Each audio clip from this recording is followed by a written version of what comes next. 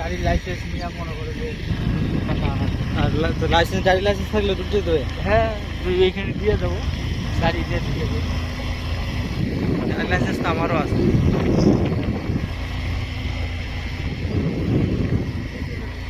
বাংলাদেশে ঢুকে করে ঘাস কাটে। ঘাস কাটা চা বাগানও তো আছে দেখি। হ্যাঁ, এটা বাংলাদেশের না, ইন্ডিয়ার। ইন্ডিয়ার জমি তো বর্ডারে এত এদিক দিয়ে দিছে কিসের জন্য?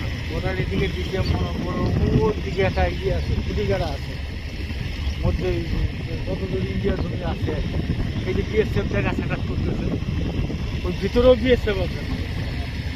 এর ভিতরেও? হ্যাঁ, ভিতরেও বিএসএফ জায়গা আছে। কি সুন্দর ঘাস কাটতে চলে গেছে। জমি আছে, জমি